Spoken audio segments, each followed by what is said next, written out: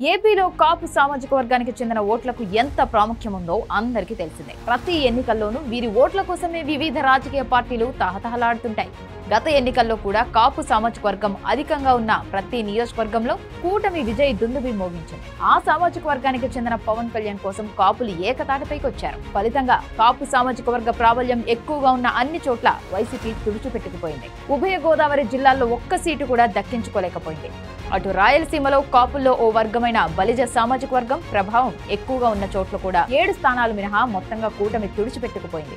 ఇంత నష్టం జరిగాక ఆ నష్టపోయిన పార్టీ వెంటనే అలర్ట్ అవ్వాల్సి ఉంటుంది. గతంలో 2019 ఎన్నికల్లో రెడ్డి సామాజిక వర్గం మొత్తం టీడీపీని వదిలేసిన సంగతి తెలిసిందే. రెడ్లు బలంగా ఉన్న నియోజకవర్గాలు, జిల్లాల్లో టీడీపీ ఓడిపోవడంతో గత ఎన్నికల నాటికి టీడీపీ నష్ట నివారణ చర్యలు చేపట్టి రెడ్డి నేతలను రంగంలోకి దింపింది. అలా రెడ్లకు టీడీపీ చేరువైంది. కానీ ఈ తరహా వ్యూహాలు వేయడంలో వైసీపీ విఫలమవుతోంది. తాజాగా కాపు సామాజిక వర్గం మరింతగా వైసీపీకి దూరం అవుతున్నట్లుగా కనిపిస్తోంది.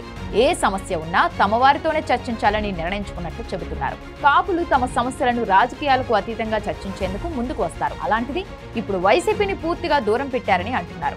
ఈ విషయాన్ని జగన్ కొత్తగా నియమించుకున్న కొత్త సలహాదారుడు ఆళ్ల మోహన్ సాయిదత్ గుర్తించినట్లుగా చెబుతున్నారు. అలా కాపులు దూరం జరగడానికి కూడా జగన్ వైఖరే కారణంగా చెబుతున్నారు.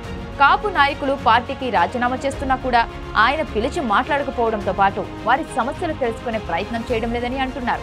ఏలూరు మాజీ ఎంపీ ఆళ్ల నాని, గుంటూరు నుంచి పోటీ చేసిన మాజీ ఎమ్మెల్యే కిలారు రోశయ్య పార్టీకి గుడ్ బై చెప్పేశారు. ఇలా పార్టీ కీలక నేతలు కొందరు రాజీనామాలు చేసిపోతున్నా కూడా జగన్ వారిని పట్టించుకోవడం లేదని అంటున్నారు.